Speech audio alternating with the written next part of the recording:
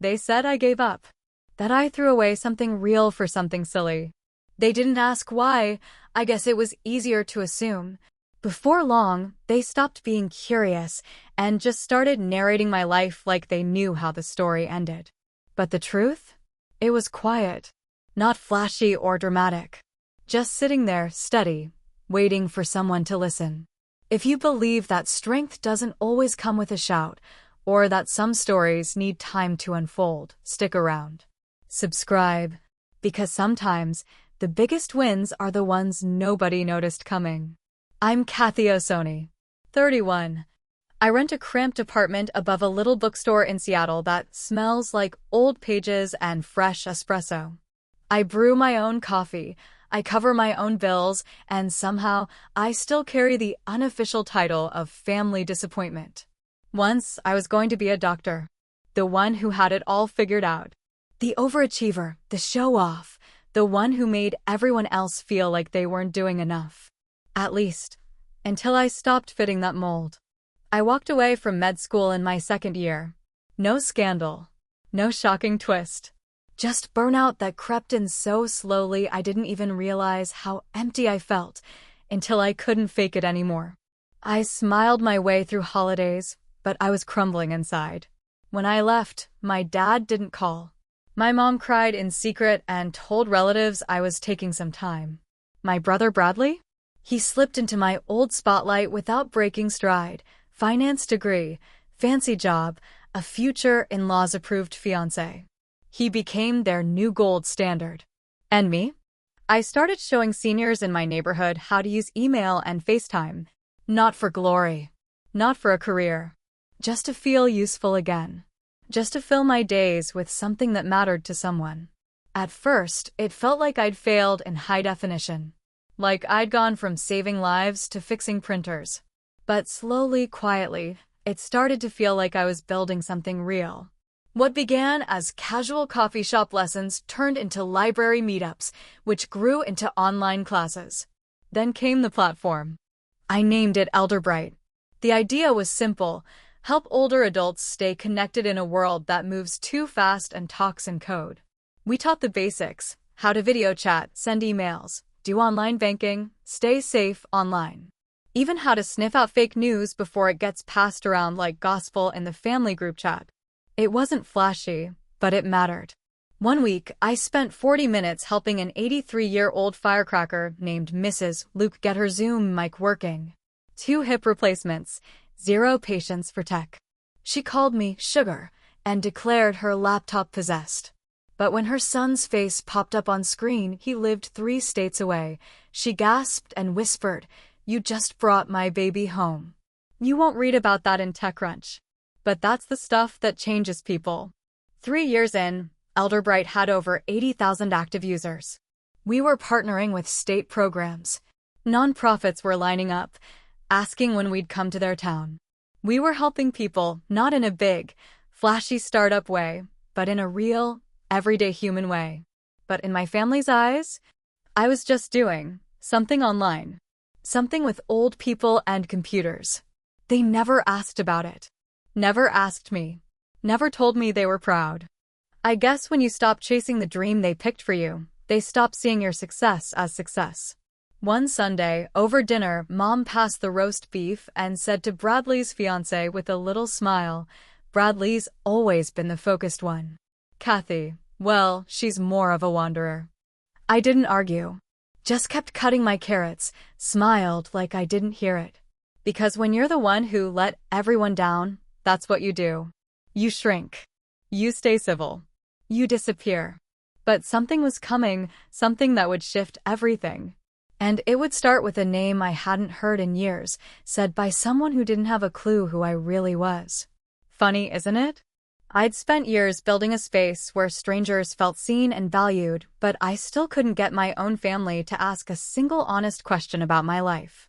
At work, we were deep in the middle of a redesign, trying to make our platform even easier for first-time users. I'd just finished a one-on-one with a 76-year-old man who broke down crying after managing to video call his granddaughter. "She thought I was already gone," he said, voice trembling. "Now she knows I'm still here." That hit me harder than any investor update ever could. So I shared the story at Sunday dinner. My dad barely looked up. Teaching old folks to click buttons. Noble stuff. Bradley laughed into his drink. I didn't say a word. They had no idea that clicking buttons had evolved into an adaptive, accessible, multifunctional platform that worked with screen readers and voice controls.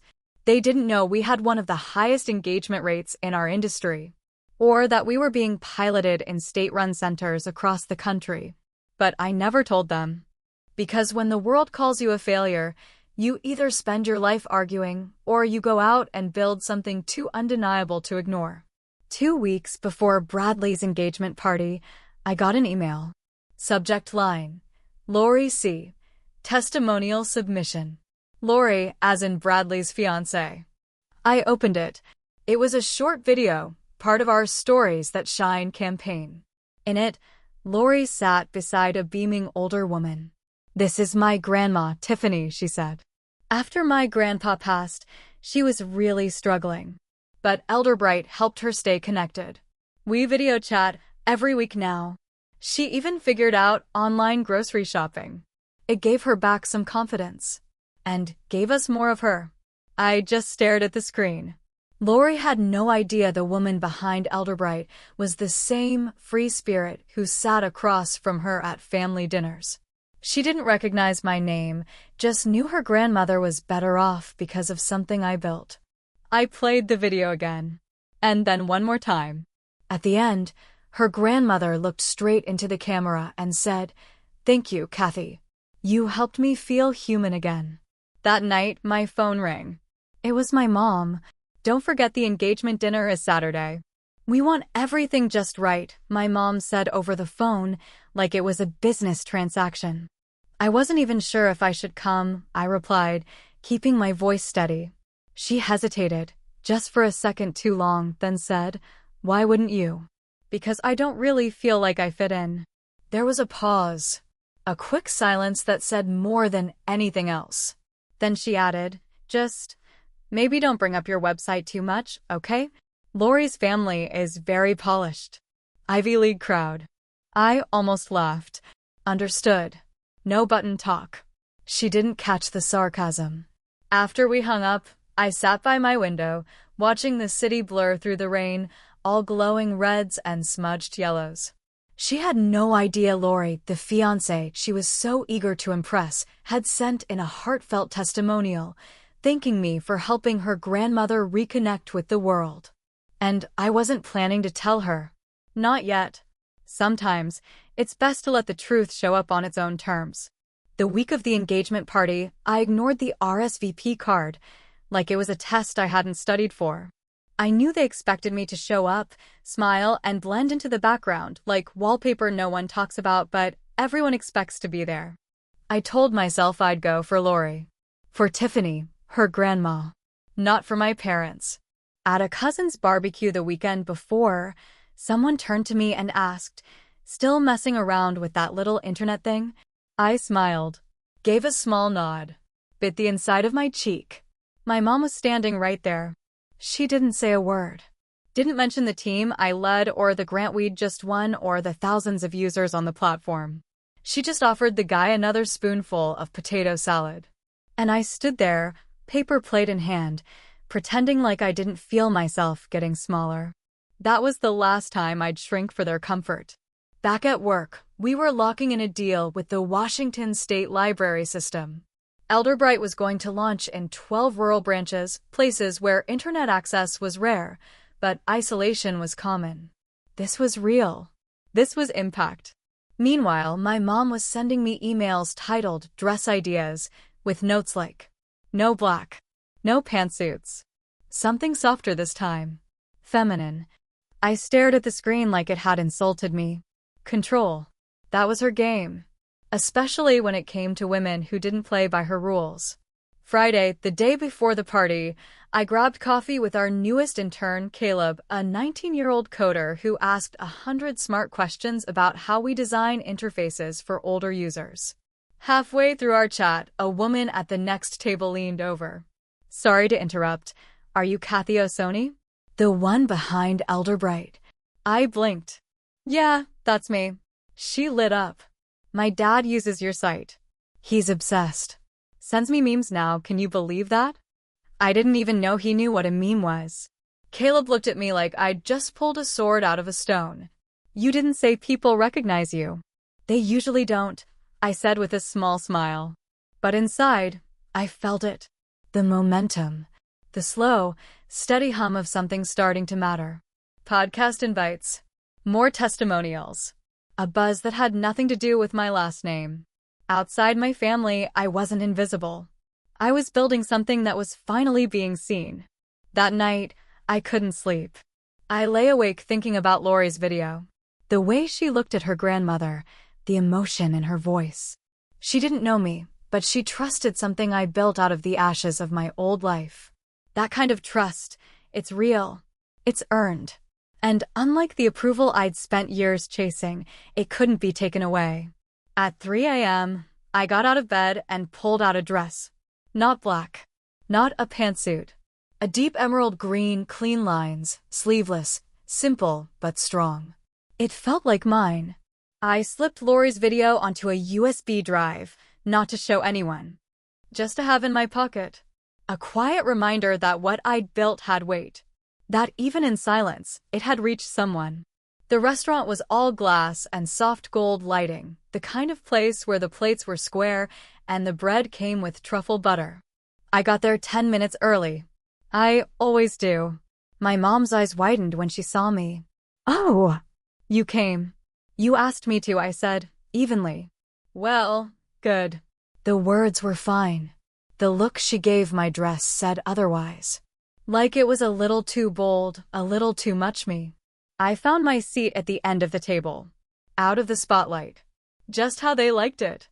Bradley and Lori arrived a few minutes later, handsome, glowing, perfectly paired. Lori hugged me like you'd do a second cousin at Thanksgiving. Polite. Warm. Oblivious. She didn't know. Not yet. Dinner moved along, speeches, champagne, a few forced laughs. Bradley's boss said something expensive sounding. Lori's father gave a toast about legacy and vision and loyalty. I sat there quietly, nodding. Back in the invisible role. Then dessert came. And Lori turned to me. What is it that you do again, Kathy? She asked, casual but curious. The room softened around the edges. People started listening without meaning to. My mom stiffened beside me. I set down my fork. I run a digital learning platform for older adults. Lori tilted her head. Like Zoom classes? Not exactly. We focus on long-term engagement through accessible tech, large print navigation, voice input, screen reader compatibility. That sort of thing. What's it called? Elder Bright. She froze. Her eyes widened. No. Seriously? You're Elder Bright? You made that? I nodded. Yeah, I'm the founder. Her hand went to her mouth. She looked at Bradley, then back at me. You're the Kathy Osoni? As in, the face of the Stories That Shine campaign. Now the table wasn't just listening, they were holding their breath. My mom's fork hovered in the air like it had forgotten what to do. My grandma Tiffany, Lori said, her voice trembling slightly. She used Elder Bright. Every week. Until the day she died. You helped her video call our family. You gave us more time with her. I submitted a video. You changed everything for us. I smiled, soft and steady. I saw it. It meant a lot. Lori stood up like she couldn't sit still another second. Why didn't you say something? I just shrugged. It didn't feel like the right time. Lori turned to the table, her voice steady but electric. I don't think you all get it. Kathy didn't just build some hobby website, she created a national platform from scratch. NPR. Forbes. She's actually making a difference in people's lives. Chairs shifted. Forks paused. My aunt sucked in a breath like she was watching a twist in a movie. Uncle Lucas cleared his throat. My dad examined his wine like it held answers. My mom opened her mouth, then closed it, her thoughts too loud to speak. Lori glanced back at me, still wide-eyed. I'm kind of in awe.